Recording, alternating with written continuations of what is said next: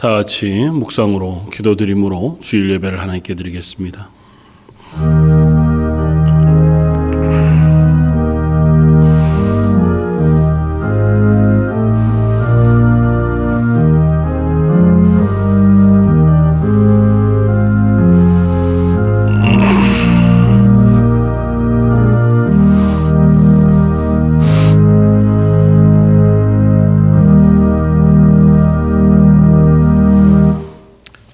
하나님이여, 이방 나라들이 주의 기업의 땅에 들어와서 주의 성전을 더럽히고 예루살렘이 돌무더기가 되게 하였나이다. 여호와여, 어느 때까지 영원히 노하시리이까? 주의 질투가 불붙듯 하시리이까?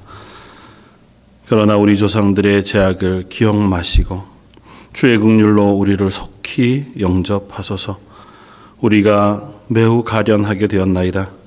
우리 구원의 하나님이여, 우리 주의 이름의 영광스러운 행사를 위하여 우리를 도우시며 주의 이름을 증거하기 위하여 우리를 건지시며 우리를 사하여 주옵소서. 하나님, 참으로 이 땅이 여러모로 궁급하고 어려움으로 계속되어지는 상황 속에 놓여져 있습니다.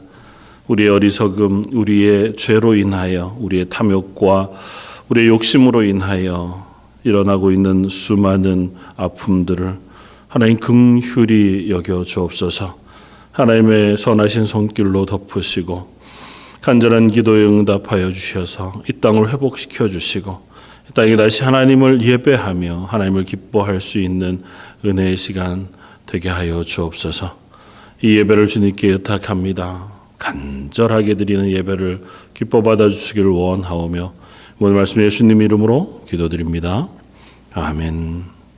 전능하사 천지를 만드신 하나님 아버지를 내가 믿사오며 그 외아들 우리 주 예수 그리스도를 믿사오니 이는 성령으로 잉태하사 동정녀 마리아에게 나시고 본디오 빌라도에게 고난을 받으사 십자가에 못 박혀 죽으시고 장사한 지 사흘 만에 죽은 자 가운데서 다시 살아나시며 하늘에 오르사 전능하신 하나님 우편에 앉아 계시다가 저희로서 산 자와 죽은 자를 심판하러 오시리라.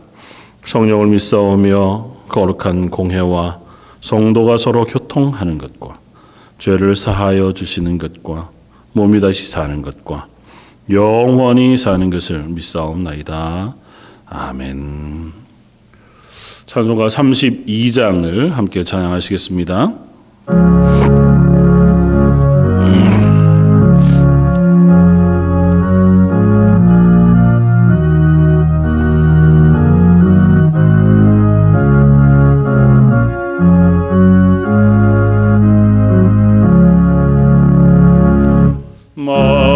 만유의 시제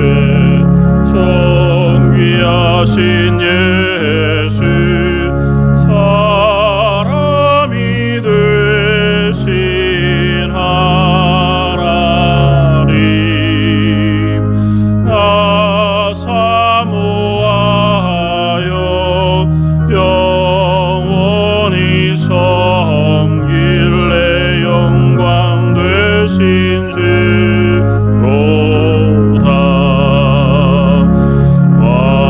화려한 동산 의성한 저 세목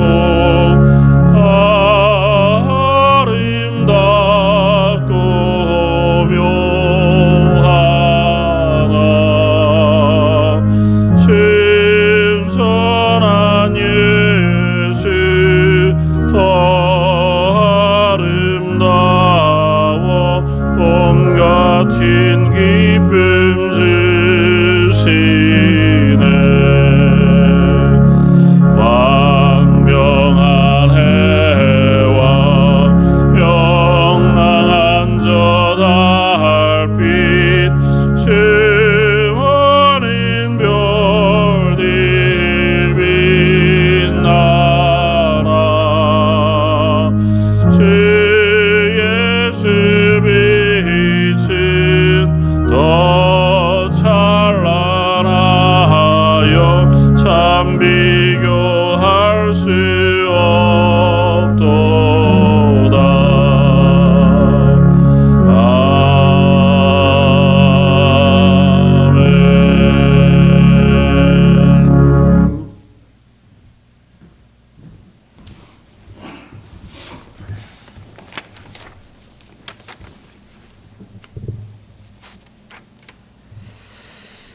우리의 반석이시여 구원이신 하나님 아버지, 주를 사모하는 자를 만족해 하시며 주린 영혼에게 좋은 곳으로 채워주시는 그 크신 사랑에 감사를 드립니다.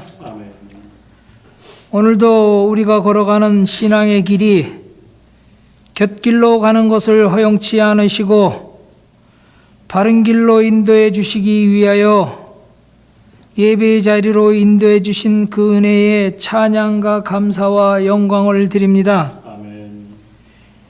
이 시간 우리와 함께 하시어 우리 찬양과 기도의 소리를 들으시고 이 예배에 참여한 모든 이들의 심령에 예배를 통한 기쁨이 있게 하여 주시옵소서.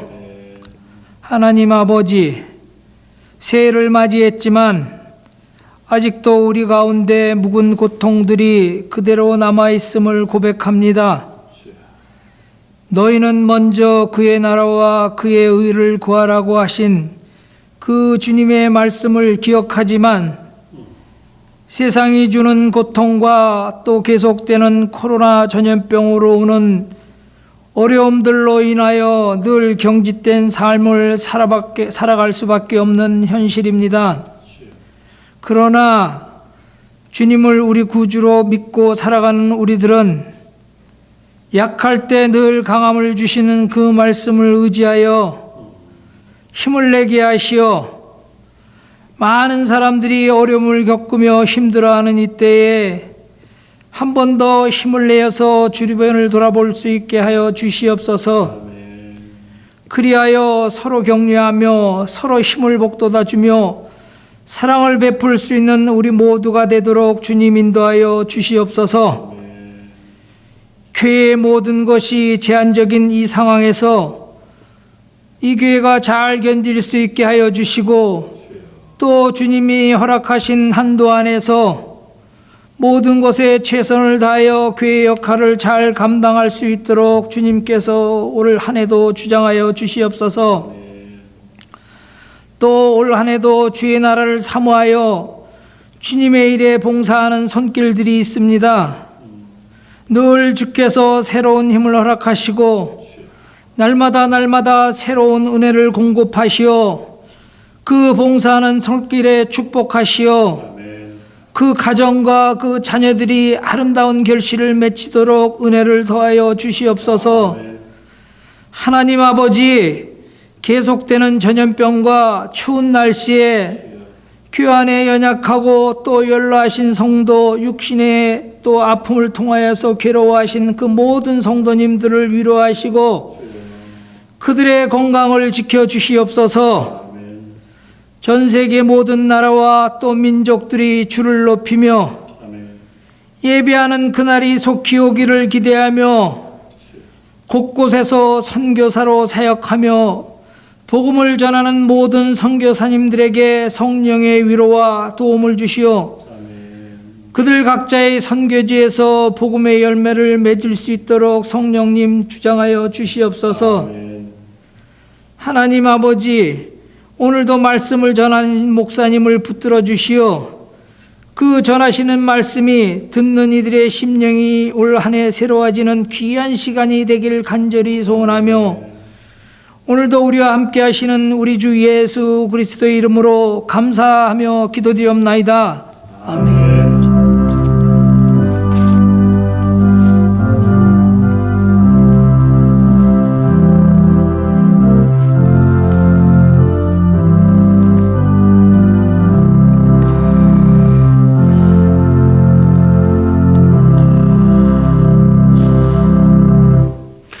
찬송가 540장을 함께 찬양하시겠습니다.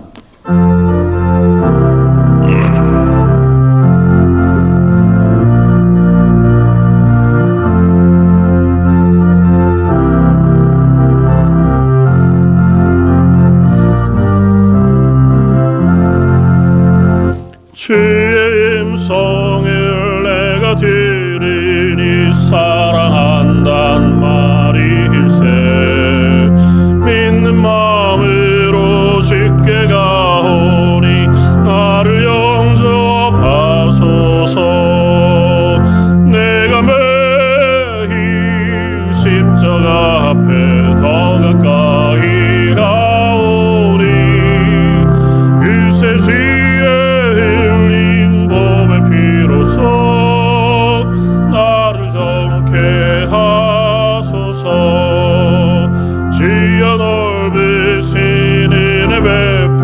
주사 나를 받아주시고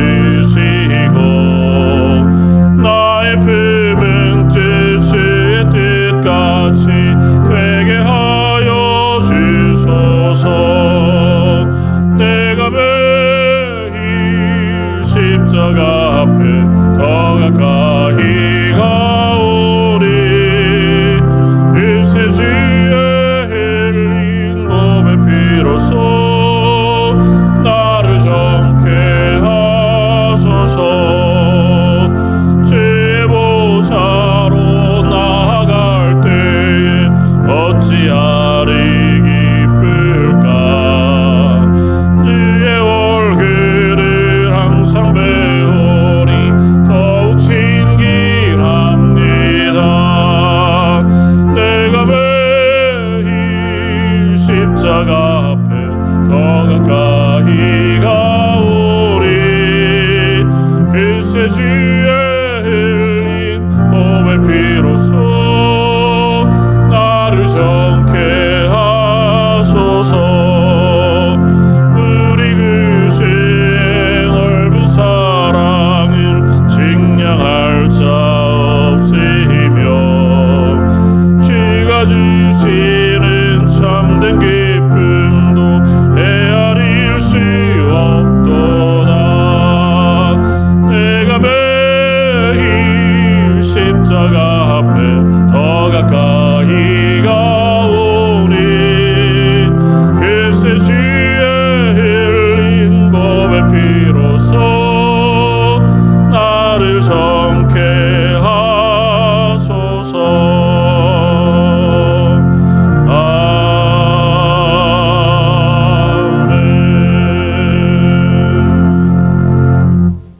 아멘. 오늘 함께 나눌 말씀은 구약성경 신명기 5장 6절로 11절까지의 말씀입니다. 구약성경 269쪽에 있는 말씀입니다.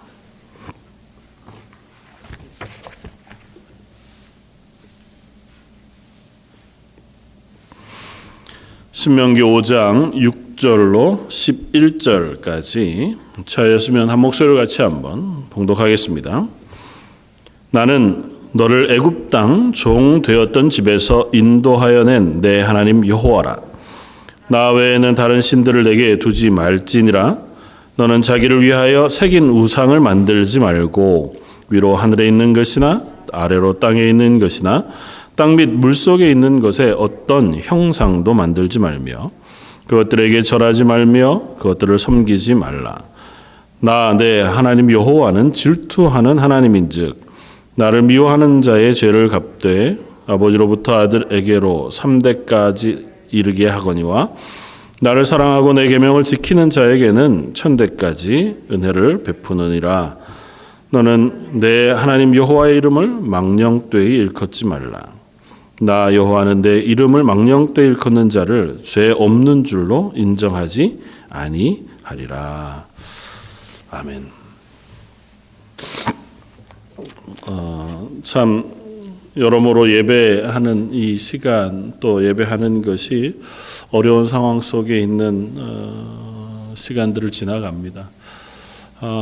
저도 그렇지만 각 가정에서 모니터를 앞에 두고 혹 예배하고 있을 성도님들 생각하면 어떤 마음일까 싶은 생각이 사실은 듭니다. 저도 마찬가지로 텅 비어진 예배당에서 또 한두 분 이렇게 앉아 있는 자리를 향해서 함께 예배하는 이것이 참 생소하고 어렵고 힘겨운 시간인 것만은 너무 분명한 것 같습니다. 그러면서 한번 묵상해 봅니다.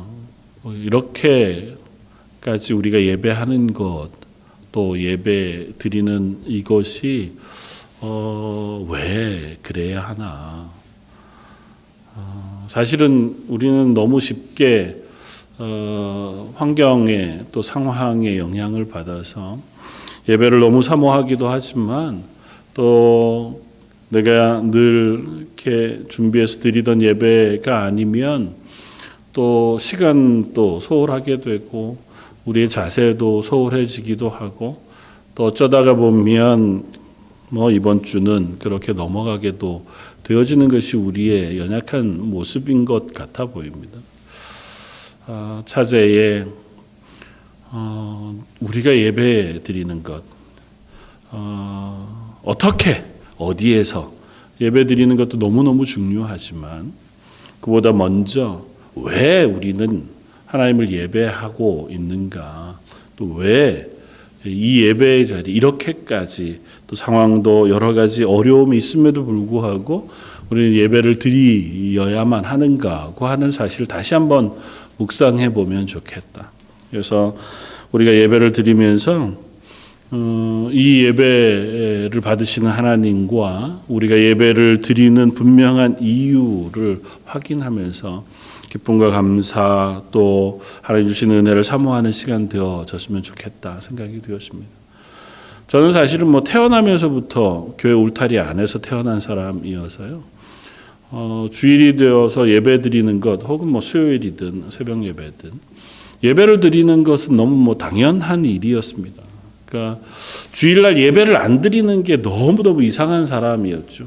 그래서 거의 평생 동안 주일에 예배를 드리지 않고 지나간 주일은 거의 없습니다. 제가 군대에 있을 때 부득불 드릴 수 없는 상황이 되었었을 적을 제외하고는 항상 예배당에 가서 예배를 드리는 시간들을 보내었으니까요. 그런데 그건 너무 익숙하니까 그냥 당연하거니 그렇게 생각해 오다가 아마 사춘기가 지나고 또 제 속에 신앙에 대한 질문들이 생기고 진지한 믿음에 대한 고민과 갈등들이 일어나면서 말씀들을 좀 더 깊이 묵상하게 되어지고 그러면서 예수 그리스도의 십자가의 구원의 놀라운 은혜 그것에 대해서 내 입술로 고백하고 내 입으로 하나님을 주로 고백하게 되어지면서 그러면서 이 예배는 나를 구원하신 하나님 그리고 그 구원에 대한 기쁨과 감사 그리고 그 하나님과 나와의 관계 속에 내가 그 하나님을 붙잡고 사모하는 그 고백을 담아서 드리는 찬양과 또 예배로 드려지는 것이구나. 그렇게 이제 확인하게 되어졌던 것이 분명합니다. 아마 중도에 이렇게 교회를 출석하기 시작하신 분들은 아마 그 질문이 조금 더 빨랐으리라고 생각이 돼요. 그러니까 왜 굳이 교회 가서 예배를 드려야 되는 거야? 라고 하는 질문을 당연히 할 수밖에 없었을 터이고 그것이 아마 맞아. 나를 구원하신 예수 그리스도의 구원 그리고 내 삶의 주인이신 하나님 그분을 향한 감사와 찬양 그리고 그분과 나 사이의 관계를 확인하고 기억하는 그 예배라고 하는 의미에서 아마 조금씩은 이 예배를 왜 드려야 하는가에 대한 분명한 고백들이 생겨나게 되었겠다 생각이 되었습니다. 그러나 그런 한번 분명한 고백과 확인이 있음에도 불구하고 참 우리는 약한 존재여서요. 또 시간이 지나면 그 강렬한 감격, 감사가 희미해지고 또 분명한 이유들이 조금씩 흐려지기도 하더라는 거죠. 그래서 예배는 드리지만 그게 습관을 따라서 익숙한 채로 드리는 예배가 되어지기도 하고 그 예배의 시간을 온전히 날 구원하신 하나님을 기억하거나 나의 삶의 주인이신 그 하나님을 향한 찬양과 고백, 감사와 감격, 또 은혜를 사모하는 마음을 담아 예배의 자리에 서는 그런 것만은 되지 않는 연약한 존재인 것을 깨닫게 되었습니다. 그래서 특별히 다 함께 모여서 한 마음으로 서로로 입술을 모아 찬양하고 함께 기도하고 그 은혜를 나누고 하나님의 은혜를 사모하는 예배가 아닌 각자의 가정에서 또 전혀 생소한 모니터를 바라보면서 혹은 또 전혀 다른 환경에서 드려지는 이 예배이지만 다시 한번 내가 왜 이 자리에 이렇게 예배 드리고 있는가를 다시 한번 묵상해서 이 예배를 받으시는 하나님을 다시 한번 기억하고 이 예배를 통해서 내가 고백하는 내 신앙의 고백을 한 번 더 점검하고 그렇게 주어지는 하나님의 은혜의 풍성한 것들을 확인하는 오늘 예배의 자리가 되었으면 좋겠습니다. 그래서 오늘 예배 때 이렇게 질문하면 좋겠습니다. 나는 오늘 왜 이 예배를 드리고 있나? 나는 오늘 이 예배에서 나의 구주 되신 하나님 앞에 어떤 고백을 가지고 예배의 자리에 서고 있는가 하는 질문과 또 그 고백에 분명한 해답을 또 누리는 이 예배의 자리가 되어지기를 주님의 이름으로 축원을 드립니다.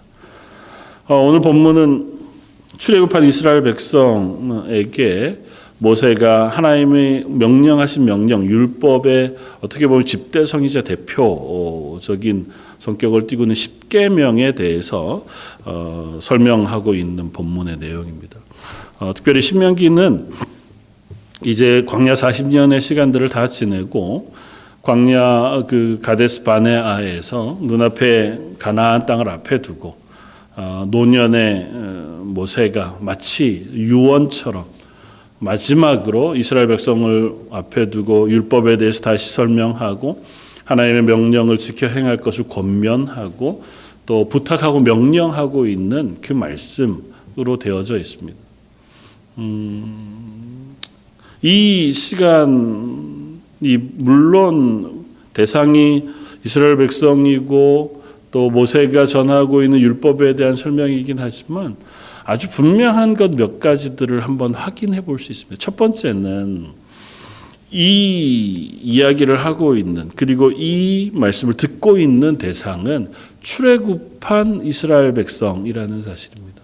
그건 바꾸어 이야기하면 이미 구원받은 성도들을 향하여 전하고 있는 말씀이라는 거예요. 이 말씀을 듣고 있는, 이 명령을 듣고 있는 사람들이. 두 번째는 이 십계명이라고 하는 계명은 구원받은 성도들에게 하나님이 명령하시는 하나님의 명령의 뜻, 그것들을 대표적으로 명령하고 있다라고 이해해도 크게 무리가 없다는 것입니다. 다시 말하면 구원받은 성도인 저와 여러분들에게 이 십계명의 말씀은 지금도 여전히 유효하게 우리들에게 명령하시는 하나님의 뜻의 핵심적인 내용을 전달해주고 있다고 우리가 받아들일 수 있다는 거죠. 그러니까 십계명은 아주 옛날에 이스라엘 백성들에게만 그 시대에 전달되어지는 말씀이 아니고 지금 오늘을 살아가고 있는 우리들을 위한 삶의 요구이자 하나님의 명령이라고 할 수 있다는 것입니다. 그러니까 이 십계명 그리고 율법이 하나님께서 이스라엘 백성에게 너 이걸 잘 지키면 내가 널 구원해 줄게 라는 조건을 걸고 주신 명령은 아닙니다. 신명기 말씀 전체를 보면 이 명령을 지키면 너희가 복을 받고 이 명령을 지키지 아니할 때 하나님께서 벌을 내리실 것이라고 말씀하세요.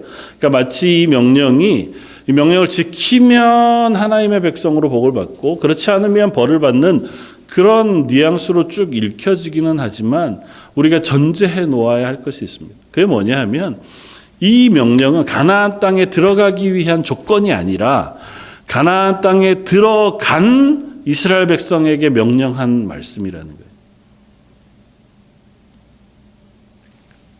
해석해서 우리들에게로 얘기하면 이것이 이 명령을 지켜 순종하면 구원받을 수 있는 조건의 명령이 아니라 이미 구원받은 성도들에게 이 명령을 지켜 행하라고 명령하고 계시고 이 명령은 그런 의미에서 하나님의 나라의 백성으로 사는 삶에 대한 명령이자 그 삶에 대한 가르침이라는 거예요.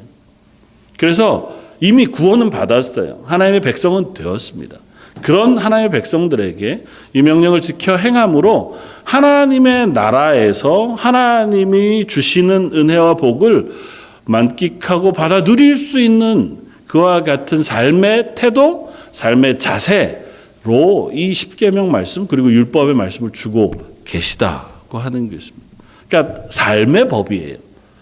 하나님의 백성, 그리스도인, 이스라엘 사람, 그 하나님의 자녀로 불리우는 그들이 살아가야 할 하나님이 계시고 하나님과의 관계를 유지하며 그 하나님의 날개 아래, 그늘 아래 살아가는 삶은 이런 것이야 라고 가르쳐 주신 삶의 명령이 바로 십계명과 율법의 말씀이라는 거예요. 그러니까 이대로 살아가는 것, 이 명령에 순종해 살아가는 것은 나는 하나님의 백성입니다라고 하는 자기 고백을 하는 것일 뿐만 아니라 그 고백을 하는 하나님과의 관계가 잘 유지되어져서 하나님으로부터 부어지는 은혜와 복을 누리는 삶을 살게 되어진다는 것입니다. 그래서 역사 가운데 기독교의 수많은 믿음의 사람들이 이 십계명 말씀을 중심으로 해서 우리의 신앙 고백을 만들기도 했고 또 그리스도인으로 어떻게 살 건가, 교회로 어떻게 살아갈 것인가에 대한 가르침의 내용들을 집대성해서 만들기도 했습니다. 우리가 교회에서 세례받게 되었으면 함께 교육하고 질문하는 것이 웨스트민스터 소요리 문답이라고 하는 것이 있습니다. 그러니까 요리 문답이라고 하는 게 신앙 고백에 대한 문답이에요. 신앙 고백은 여러 개가 있습니다. 그런 중에 가장 대표적으로 우리가 고백하는 것 중에 하나가 웨스트민스터 신앙 고백인데, 이건 웨스트민스터라는 곳에 교회의 모든 지도자들이 모여서 그간의 많은 신앙 고백서들 그리고 신앙 고백들을 다시 한번 돌아보면서 정리하고 집대성해 놓은 거거든요. 그리고 그것의 핵심은 십계명이에요. 하나님이 누구신가? 그리고 예수님은 누구신가? 우리의 구원은 누군가? 인간은 누구인가? 이런 숱한 고백들을 꽤 긴 방대한 내용으로 다루고 있지만 핵심은 십계명이에요.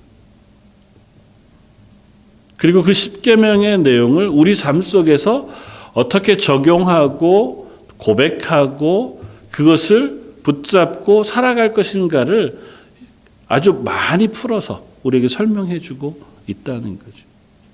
십계명이라고 하는 말씀은 우리가 10가지의 계명, 아주 단순한 계명으로 되어져 있지만 그것이 우리에게 전달해 주는 아주 분명한 의미들이 너무너무 명확하다는 거예요. 그걸 다 이야기하기보다 오늘은 예배에 대해서만 한번 살펴보기를 원합니다. 특별히 오늘 읽은 내용은 십계명 가운데 맨 처음 1, 2, 3계명의 내용이었고 1, 2, 3계명이 다른 여타한 하나님에 대한 선언과 고백을 담고 있지만 예배와 관련해서 우리가 한번 살펴보기를 원합니다.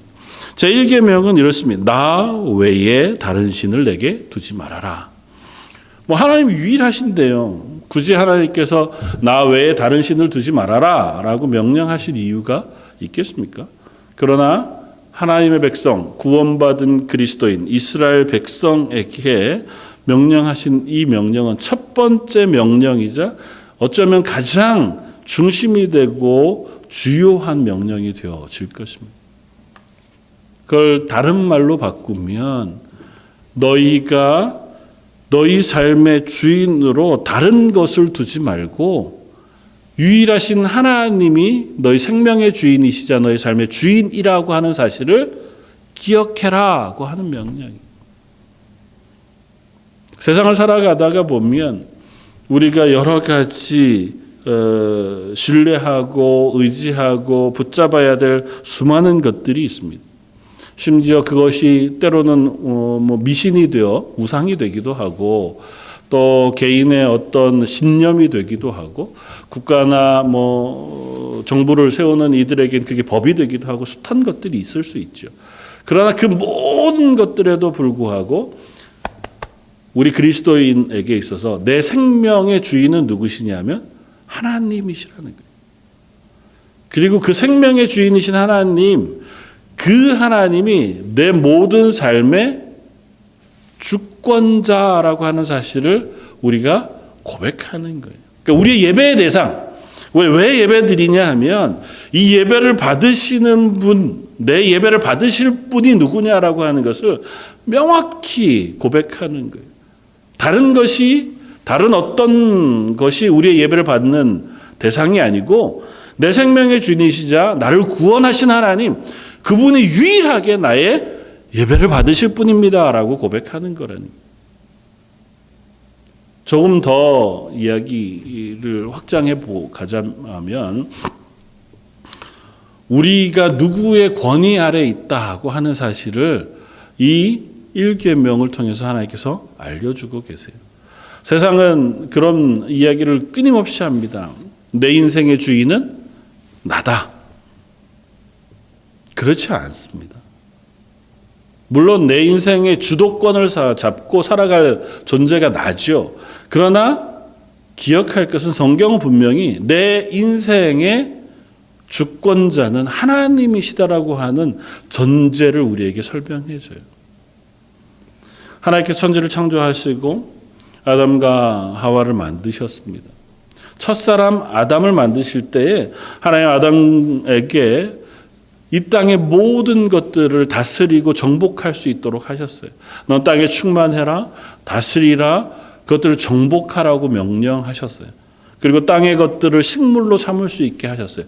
그것들을 얻어서 내가 먹고 누릴 수 있도록, 향유할 수 있도록 하셨고, 또 동물들을 데려다가 그 한 동물들에게 이름을 지어줄 수 있는 권위를 사람에게 주셨어요. 그러니까 이름을 지어준다는 건 그것의 권위를 사람에게 하나님께서 부여해 주셨다는 거거든요. 사람이 부르는 대로 그 동물은 그 이름으로 불려지게 되는 거니까요. 하나님께서 아담을 만드시기 전에 인간이 살아갈 수 있는 모든 조건의 가장 아름다운 조건인 에덴 동산을 완성하셨어요. 그리고 마지막에 인간을 만드시고 하나님의 창조 사역을 모두 마치셨습니다. 그래서 오늘 본문에도 우리가 읽지 않았지만 4계명이 안식일을 거룩히 지키라고 하는 명령이었고, 그 안식일을 거룩히 지키라고 하는 명령의 이유에 대해서 신명기는 나는 너를 애굽에서 건져내어 구원한 여호와로라고 말씀하고 계시지만 동일한 본문인 출애굽기에서는 하나님께서 제7일에 안식하였음이라고 선언해요. 그리고 이 두 가지가 동일한 의미를 가졌다고 선언해 주세요. 동일한 의미가 뭐냐? 그건 하나님이 우리의 삶의 주인인 것을 고백하는 존재가 되었다는 겁니다. 모든 것들을 다 창조하시고 마지막에 인간을 창조하셨어요. 그리고 그 인간에게 모든 자유를 다 주셨어요. 딱 하나만 제외하고. 뭐만요?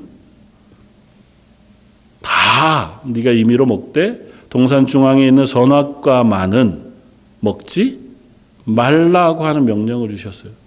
이상하죠. 사실은 그거 굳이 안 하셔도 되는데 다 주셨는데 깔끔하게 다 주시지. 그 선악과 겨우 그거 하나 먹지 못하게 하시는 명령을 하셔서 인간의 그 욕심을 자극한 거잖아요. 결국은 그것 때문에 인간이 범죄하고 실패하고 에덴 동산에 쫓겨나게 되는데 왜 그거 주셨을까? 선악과가 중요한 게 아니고요. 그 선악과를 먹지 말라고 하는 명령이 중요해요. 다시 말하면 다 내 마음대로 할 수 있어요. 우리는. 그리고 하나님께서 그 자유를 주셨고 하나님의 형상에 따라 지혜도 주셨고 그것들을 살아갈 수 있는 수많은 삶의 기쁨, 감사 모든 것들을 허락해 주셨어요. 그럼에도 불구하고 기억할 게 하나 있어요. 나는 하나님의 권위 아래에 있는 존재다. 내 마음대로 모든 것을 할 수 있는 존재가 아니고 나를 지으시고 내 생명의 주인이시자 내 삶을 주관하고 계신 그 하나님의 권위 아래 서 있는 존재라고 하는 사실을 기억하게끔 하나님께서 명령하신 거예요. 나 이외에 다른 신을 두지 말라고 하신 하나님의 명령, 그 권위에 대한 선언이에요. 이 세상의 그 어떤 것, 때로는 너를 유혹할 만하고 네가 의지할 만하고 네가 보기에 좋을 만하고 네가 보기에 대단해 보이는 그 어떤 것도 너의 권위자가 되거나 너의 주권자가 되지 못한다. 그거 다 하나님이 만드신 거예요. 다 하나님이 지으신 거예요. 유일하게 우리의 삶의 주권자가 되시는 분은 하나님이세요. 유일하게 우리의 예배를 받으시는 분은 하나님이세요.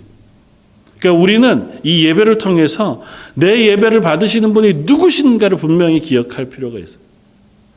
세상을 창조하시고 나를 죄에서 구원하시고 여전히 내 삶의 주인이시며 내 삶의 모든 것들을 주관하시는 하나님, 그분 앞에 예배하는 것, 그분을 바라보고 나와서 찬양을 드리고 도움을 구하며 은혜를 사모하고 말씀을 듣는 그와 같은 자리가 예배의 자리다라고 하는 사실 우리가 기억해야 한다는 거죠. 알죠? 알지만 예배의 자리에 설 때 우리가 시간을 정하고 또 특별히 옷을 일복을 정제하고 또 내 자세를 고쳐 앉아 그렇게 예배의 자리에 서는 이유는 예배를 받으시는 분이 누구신가 하고 하는 사실을 명확히 알면 알수록 우리가 조금 더 우리의 예배에 참여하고 예배를 드리는 우리를 점검하게 될 수 있는 이유가 되어지는 줄 믿습니다.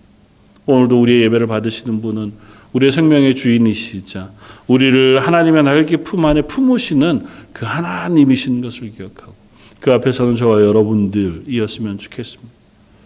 제2계명은 이렇습니다. 아무 형상도 만들지 말아라. 그런데 이 2계명 앞에는 익숙히 알지만 좀 독특한 명령이 붙어 있습니다. 오늘 본문 8절에 너는 자기를 위하여 새긴 우상을 만들지 말고, 그건 어떤 것이어도 하늘 위에 또 땅 위에 물 속에 있는 어떤 형상이라도 만들지 말아라.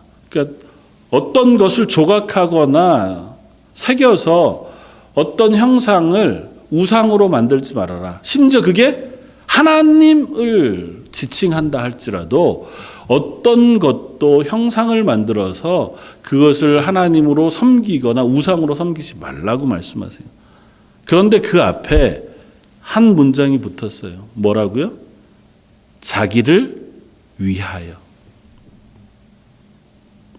하나님을 예배하는 바른 예배의 방식 혹은 예배의 모습에 대해서 우리에게 들려줍니다. 이렇게 명령하신 이유는 인간이 이것을 어길 수 있는 존재인 것을 아셔서예요. 사실은 우리는 감각적인 존재잖아요. 눈에 보는 것, 그리고 만져지는 것, 그런 것에 굉장히 민감해야 합니다. 그리고 그것을 필요로 해요.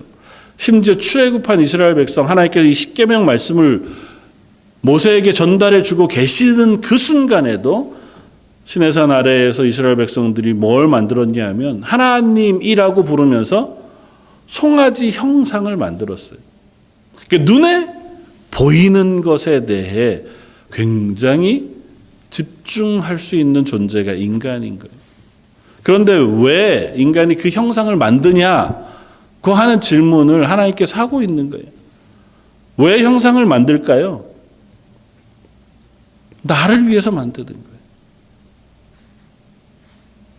내가 예배를 드리는 그 하나님을 예배하는데 무엇인가 형상을 만들고자 하는 이유는 하나님이 어떤 형상이 없으시면 예배받기 어려우세요? 하나님이 어떤 형상으로 존재하셔야만 그 하나님의 성품이 표현이 되고 높아집니까? 거대하고 크고 놀라운 금과 화려한 보석으로 치장되어진 어떤 것이어야 하나님의 권위가 높여지고 하나님의 예배 받으실 만한가요? 아니요, 그렇지 않습니다. 그걸 통해서 나를 만족시키고 싶은 거예요. 자기를 위하여 만드는 거예요, 형상은. 무엇인가를 만들고 무엇인가 형상을 통해서 예배하고자 하는 것, 그건 자기를 위한, 나의 만족을 위한 거거나 아니면 내가 이득을 얻기 위해서 라고 하는 기대를 갖는 거죠. 난 너보다 훨씬 더 멋진 걸 만들었잖아. 야, 넌 나무로 깎았냐? 난 돌을 깎았어. 넌 돌로 깎았냐?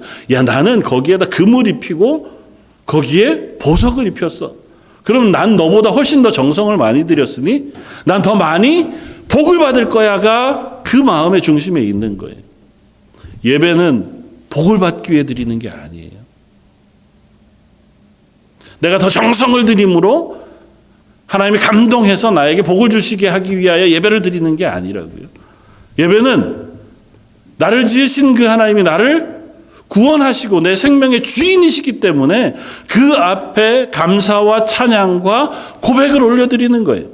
물론 그 예배를 통해서 하나님께서 우리에게 은혜를 부으시죠. 그리고 예배하는 우리들을 하나님께서 기쁘게 보셔서 하나님이 하늘의 복으로 땅에 충만한 것으로 채우시죠. 율법의 명령이 그거잖아요. 율법을 지키면 너희가 복을 받고 해요. 너희가 들어가도 나가도 어느 곳에서건 너의 무엇이건 하나님께서 복을 주시겠다고 말씀하세요. 그러나 예배를 드리는 목적이 복을 받기 위해서는 아니에요. 복은 이미 받았어요. 구원받은 이스라엘 백성에게 하나님께서 말씀하고 있는 거거든요. 우리가 형상을 만든다고 하는 것, 이 명령을 하나님께서 하고 있는 것은 그 앞에 자기를 위하여라고 하는 단어에 집중할 필요가 있어요. 우리가 하나님 앞에 서는 것은 자기를 위하여 서는 게 아니에요. 자기를 위하여 서게 되면 우리는 얼마든지 예배를 때로는 안 드려도 되죠. 이번 주는 괜찮아. 자기를 위하여 하는 것이면 자기의 편한 대로 할 수 있어요. 조금 궁급하고 내 상황이 어려울 때는 좀 더 자세를 정제하고 좀 더 정성을 가꾸는 마음으로 그렇게 해서 막 시간을 내고, 사실 우리의 모습이 그렇잖아요. 고난이 있고 어려울 때 더 많은 시간 하나님 앞에 나와서 기도하게 되고 간절하게 드리게 되고 하나님을 향하여 우리가 부르짖게 되잖아요. 괜찮을 땐 익숙한 채로 일주일에 한 번 그냥 예배 자리에 앉았다가 가도 괜찮은 것 같아요. 물어봐야 됩니다. 우리가 예배하는 것은 자기를 위하여 하는 것은 아닌가? 우리의 예배는 하나님 앞에 드리는 거예요. 우리에게 복을 주시고 은혜를 베푸시는 건 하나님의 영역이에요. 하나님이 약속하셨으니 주실 거예요. 그러나 내가 예배 드리는 목적이어서는 안 돼요. 예배는 이미 내게 베푸신 생명의 구원에 감사함으로 여전히 내 생명의 주인이신 그 하나님의 은혜를 사모하며 그 하나님을 높이고 그 하나님이 내 삶의 주인이시라고 고백하며 드리는 거예요. 하나님께서 자기를 위하여 새긴 우상을 만들지 말라고 명령하셨던 것은 인간은 얼마든지 자기를 위하여 우상을 만드는 데 집중하는 존재인 것을 알기 때문이에요. 세상에 얼마나 많은 것들이 자기를 위하여 우상의 형태로 존재합니까? 그것이 어떤 형상이든 혹은 우리의 삶의 양식이든 행동이든 우리는 자기를 위하여 대부분 무엇인가를 합니다. 이타적이기보다는 이기적이거든요. 존재 자체가. 그러나 예배만큼은 물론 하나님 내게 은혜 베푸시고 나를 긍휼히 여겨 주시기를 바라는 마음도 이기적인지 모르지만 그 앞에 하나님 내가 이 예배를 드릴 때에 이 예배를 받으시는 그 하나님을 조금 더 깊이 붙잡고 묵상하게 해 주십시오. 다른 것보다 이 예배를 받으시는 하나님이 내 삶의 주인이시라고 하는 그 고백을 받아주십시오.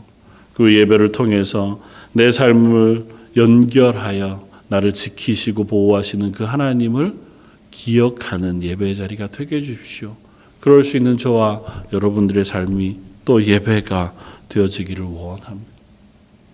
세 번째는 하나님의 이름을 망령되이 부르지 말라 그렇게 말씀하세요. 그건 연결해서 우리가 예배로 생각해 본다면 예배의 자세예요. 하나님을 예배할 때에 그 예배하는 자세가 망령되이 부르지 않는 자세로 설 필요가 있습니다. 우리가 부모님의 이름을 부를 때에 부모님의 성함을 이야기할 때에 우리 함부로 부르지 않잖아요.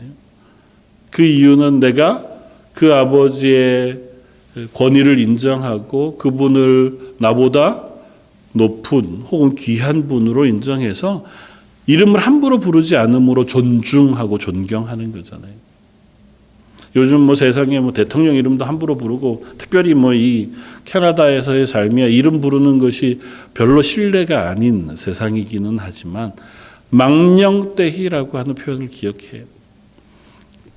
이름을 부를 때에 존중의 의미를 담아서 우리가 이름을 부르고 특별히 하나님의 이름을 그렇게 이야기하는 것은 그 하나님을 대하여 예배할 때에 너희가 경건함으로 그 하나님 앞에 예배할 것을 하나님 명령하고 있는 것입니다. 하나님 친근하신 분이시죠.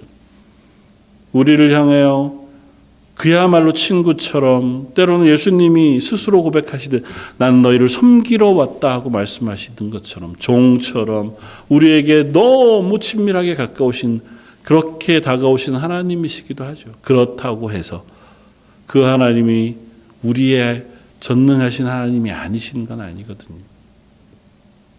아무리 친밀해도 그 하나님 앞에 설 때는 우리는 경건함으로 또 나를 잘 준비함으로 그 하나님 앞에 서고 그 예배를 받으실 분이 누구신가를 다시 한번 묵상할 필요가 있습니다.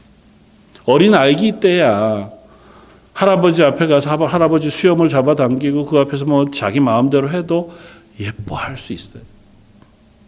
우리가 신앙이 어린 시절에는 하나님께서 그가 아직 무엇인지 잘 몰라. 그 하나님을 기억하지 못하고 하나님을 잘 알지 못하여 그럴 수 있어요. 그러나 하나님을 알아가면 알아갈수록 우리가 그 하나님을 예배할 때마다 내가 나를 정죄하고 내 마음을 정리하고 그 하나님 앞에 서는 것인 것을 기억하고 그 하나님 앞에 준비되어진 자세로 그렇게 나아가는 것, 그것이 우리의 예배의 모습이어야 할 테고, 그건 예배 시간만이 아니라 우리가 살아가는 삶 속에 하나님을 기억하고 하나님을 대하는 우리의 마음가짐과 자세여야 할 것입니다. 저는 이 말씀을 생각하면서 늘 제가 참 사랑하는 로마서 8장 말씀이 늘 다시 한번 생각이 돼요. 로마서 8장 31절 그런즉 이 일에 대하여 우리가 무슨 말하리요? 만일 하나님이 우리를 위하시면 누가 우리를 대적하리요? 자기 아들을 아끼지 아니하시고 우리 모든 사람을 위하여 내주신 이가 어찌 그 아들과 함께 모든 것을 우리에게 주시지 아니하겠느냐? 하나님은요 우리에게 이런 분이세요. 우리를 너무 사랑하시고 우리를 너무 아끼시고 우리와의 관계를 너무 귀히 여기셔서 가장 소중한 것도 아끼지 않고 우리에게 주셨어요. 그러면서 사도 바울은 그렇게 표현해요. 이렇게 하신 하나님이 우리를 위하시면 누가 우리를 대적할까? 그렇게까지 우리를 사랑하신 하나님이 무엇이든 주시지 않을까? 그 하나님 앞에 예배하는 거예요. 그 하나님의 사랑 앞에 나도 그 사랑을 고백하는 거예요. 그 하나님이 내게 주신 은혜 앞에 감사와 찬양을 드리는 거예요. 그런데 그 하나님을 예배하는 예배가 허투루 아무렇게나 그냥 습관처럼 일 수는 없잖아요. 가장 소중한 것, 아들도 아끼지 않고 내게 주신 분, 그 하나님 앞에 우리가 예배하고 찬양하고 은혜를 구하며 그 하나님과의 관계를 다시 확인하는 자리가 예배의 자리라면 저 여러분들이 어느 곳에 있든 어떤 모양으로 예배의 자리에 서건 우리가 예배하는 그 시간만큼 우리가 그리스도인으로 살아가는 그 시간만큼은 내 예배를 받으시는 전능하신 하나님, 나의 구원자 되신 하나님, 나를 위하여 예수 그리스도의 십자가의 구원의 은혜를 베푸신 하나님을 기억하면서 그 하나님 앞에 설 수 있는 저와 여러분들이었으면 좋겠고 2021년 한 해 그 하나님의 날개 그늘 아래 우리가 온전하게 세워져 가는 저 여러분들의 삶이 되시기를 주님의 이름으로 축원을 드립니다. 다시 한번 기도하겠습니다. 하나님께서 이스라엘에게 하셨던 말씀, 나는 너를 애굽 땅 종되었던 집에서 인도하여 낸 하나님 여호와라 말씀하신 것처럼 저희를 향해서도 나는 너를 이 땅의 내 욕심, 내 삶, 이 땅의 숱한 힘겨움 가운데 건져내어 하나님의 자녀 삼고 하나님의 백성 삼으신 하나님 여호와라 선언하시는 줄 믿습니다. 하나님, 저희가 함께 모여 기쁨으로 감격으로 예배하지 못하고 각자의 처소에서 하나님 앞에 참으로 어려운 마음을 가지고 예배하지만 하나님 예배하는 이 시간, 우리의 예배를 받으시는 하나님을 기억하고 그 예배 가운데 여전히 동일한 은혜로 우리에게 부으실 것들을 사모하며 이 예배의 자리에 서기를 원합니다. 예배하는 모든 심령들, 하나님께서 하나님의 날개 그늘 아래 두시고 하나님의 전능하심으로 붙잡아 주옵소서. 그 하나님을 사모하오며 이번 말씀 예수님 이름으로 기도드립니다. 아멘. 찬송가 391장을 함께 찬양하시겠습니다.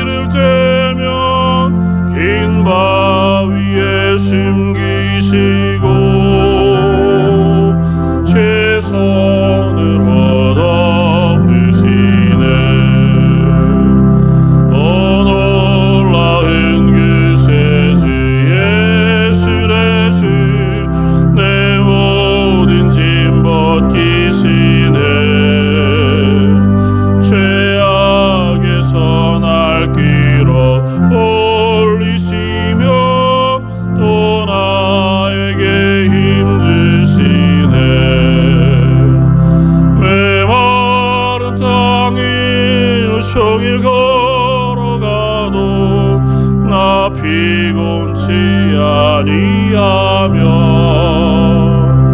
저 위험한 곳 내가 이를 대면 긴 바위에 숨기시고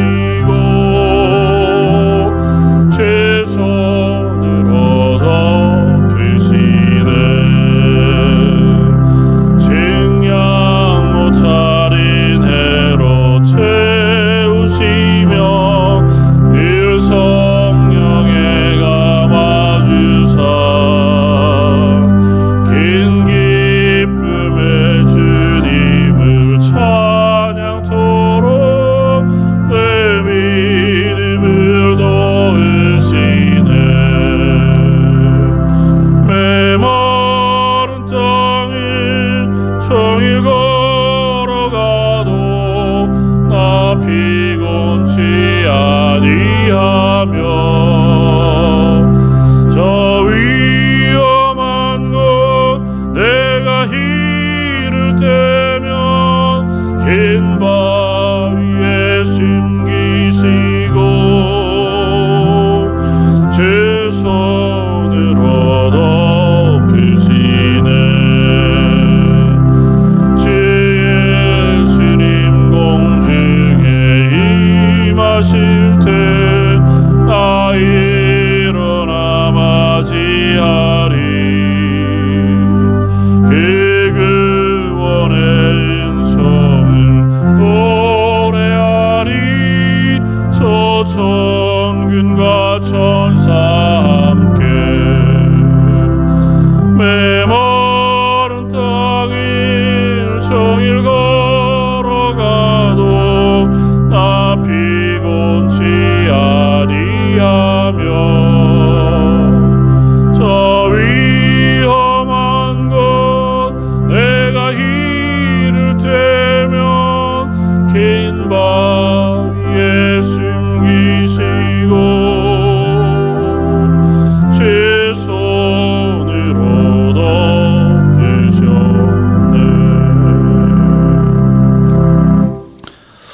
아멘. 교회 소식 별다른 것 특별히 없고요. 2월 11일까지 예정된 스테이 앳 홈 오더에 따라서 교회 예배 모임도 계속해서 온라인으로 모이고 있습니다. 어려운 시기이지만 서로를 위해서 기도하고 또 관심 가지면서 이 시기를 건강하게 또 평안하게 지날 수 있는 저 여러분들 되시기를 바랍니다. 예배 자리 각 가정에서 쉽지 않지만 시간을 정하고 준비하셔서 예배 드리면 좋겠고 또 탁상 달력에 있는 그 성경 읽기표에 따라서 성경 읽으시는 것, 교회 홈페이지 성경 쓰기 하는 것, 또 말씀 묵상하는 것 기억하셔서 흔들리지 않고 경건 생활할 수 있는 저 여러분들 되시기를 주님의 이름으로 부탁을 드립니다. 이상입니다. 제가 한번 기도하겠습니다. 지금은 우리 주 예수 그리스도의 무한하신 은혜와 아버지 하나님의 그 크신 사랑하심과 성령님의 위로 교통하시고 우리를 붙잡아 하나님의 자녀로 예배의 자리에 서며 예배를 통하여 은혜를 누리며 또 이 땅에 그리스도인으로 살아갈 수 있도록 힘주심이 우리 주께 예배하는 모든 성도들과 그들의 자녀와 가정과 하는 일들 위에 지금부터 영원까지 함께 계실지어다. 아멘.